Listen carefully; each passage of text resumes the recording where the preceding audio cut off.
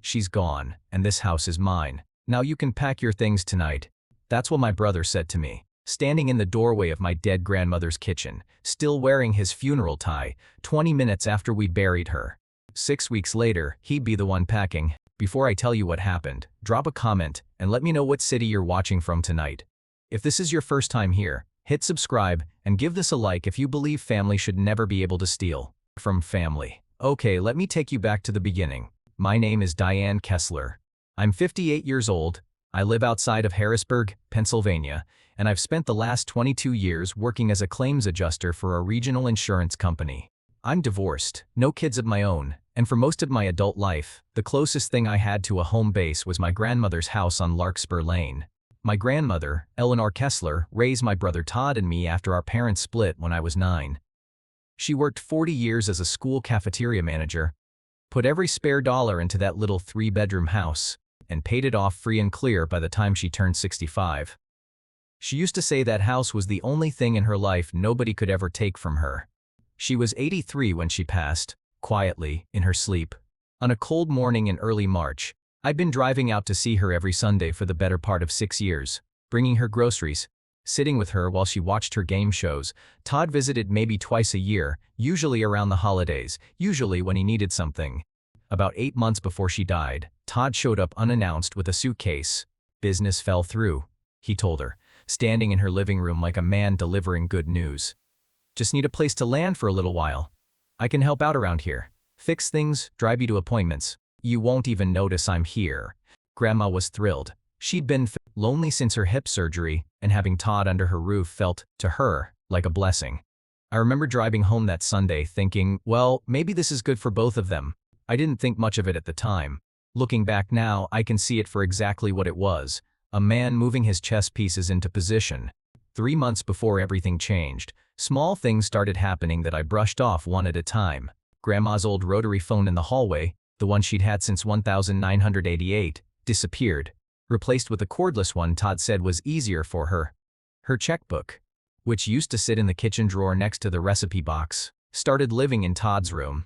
When I asked her about groceries one Sunday, she said, a little vaguely, that Todd was handling the bills now to take some of the stress off. I noticed the mail started arriving, already opened. I noticed Todd got cagey anytime I brought up her finances, changing the subject to something about the Phillies or the weather. None of it was anything I could point to. None of it was proof. It was just a feeling, low and cold, sitting in my stomach every Sunday when I drove home. The discovery happened on a rainy Tuesday in late January, 6 weeks before Grandma died. I'd come by unannounced to drop off her prescription, and I let myself in through the side door like I always did. Quiet, not wanting to wake her if she was napping. I heard Todd's voice from the kitchen before I saw him. He was on the phone, and he didn't know I was standing in the hallway. No, listen. Once she signs the new deed, the house transfers to me outright. The lawyer already drafted it. I just need her signature before she gets too confused to understand what she's signing. She still thinks it's a power of attorney thing. Once it's done, Diane's got no claim to any of it. Not 1 square foot. I stood in that hallway with the pill bottle still in my hand and I didn't move. I didn't make a sound. I just listened. To my brother. Describe, in plain language, how he intended to steal our grandmother's house out from under a woman who was still alive. To hear it, if only she'd been standing where I was. I want to tell you I stormed into that kitchen and screamed at him. I didn't. Something in me went very still and very quiet, instead. I walked back out the side door, the way I came. Sat in my car in the rain for 11 minutes, and made a decision. I wasn't going to confront him, not yet. If I tipped my hand, he'd simply move faster. Or worse, he'd cut me off from Grandma entirely, tell her I was causing problems, isolate her the way men like that always do. I needed proof. I needed time. And I needed someone smarter than both of us in my corner. The next morning, I called an elder law attorney named Robert Faison, whose office sat above a dry cleaner's on 2nd Street in downtown Harrisburg. I'd found his name through a coworker whose mother had gone through something similar 2 years before. Robert listened to everything, took notes on a yellow legal pad, and told me something that changed the whole shape of my plan. If your grandmother lacks the capacity to knowingly sign a deed transfer, and someone is aware of that and proceeds anyway, that's not just unethical, Diane. That's elder financial abuse. That's a crime. He referred me to a private investigator, a retired county detective named Marlene Ostrowski, who specialized in exactly this kind of thing. Adult children and grandchildren quietly bleeding elderly relatives dry. Marlene cost me $4,000 I didn't really have to spare. But within 3 weeks she'd pulled bank records showing Todd had already moved $11,200 out of Grandma's savings account into one he'd opened in his own name at a branch on Union Deposit Road. She'd also gotten a signed statement from Grandma's primary doctor confirming early-stage dementia had been documented 8 months earlier. Right around the time Todd moved in. At Robert's advice, I did something I'm not proud of. Exactly, but I don't regret it either. I went to Grandma alone one afternoon while Todd was out, and under the guise of helping her get her affairs in order, I'd sat with her and a notary and had her execute a new will, one drafted by Robert, one that reflected her actual wishes, which she told me through tears she'd wanted all along but felt too frightened of Todd to arrange herself. He gets so upset when I ask questions, she told me. I didn't want to make him angry. That sentence has stayed with me every day since. We didn't tell Todd any of it. Grandma passed 6 weeks later, peacefully, in the room she'd slept in for 40 years.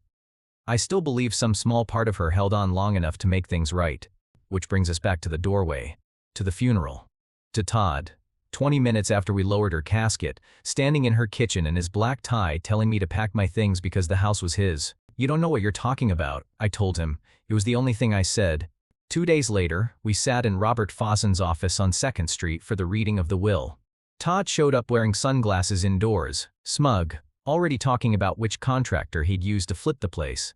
Robert opened the first envelope and read Grandma's prior will out loud. The one Todd knew about.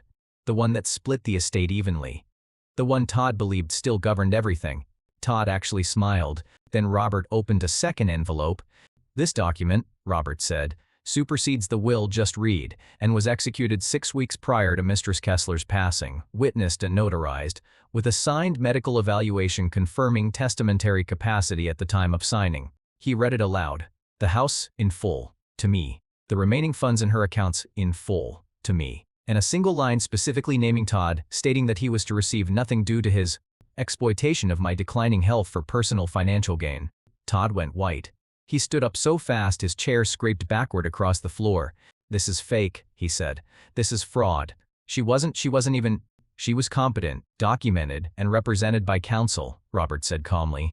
Which is more than can be said for the deed transfer you attempted to have her sign in November, Mr. Kessler. I'd advise you to sit back down. That's when Marlene stepped forward from the back of the room, where she'd been waiting the entire time, and laid a folder on the table. Copies of the bank transfers, the forged power of attorney draft, and a signed statement from Grandma's doctor. Todd didn't sit down.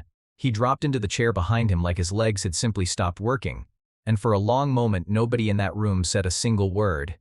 The Dauphin County District Attorney's Office charged Todd with financial exploitation of an older adult. Facing the evidence Marlene had compiled, he took a plea deal rather than risk trial 18 months. With restitution ordered in the amount of the $11,200 he'd already taken, paid back to Grandma's estate in full. I still live in the house on Larkspur Lane. I fixed the porch railing Grandma always meant to replace. I planted tulips along the front walk this spring, the kind she used to grow when I was a little girl. Some Sunday afternoons I still catch myself reaching for the phone to call her before I remember. I've thought a lot about that afternoon in the hallway, the rain outside, the sound of my brother's voice describing exactly how he planned to erase me. I could have screamed. I could have confronted him right there. I'm glad I didn't. Some battles aren't won loud. Some are won quiet, patient, and on paper with someone in your corner smart enough to make sure the truth outlasts the lie.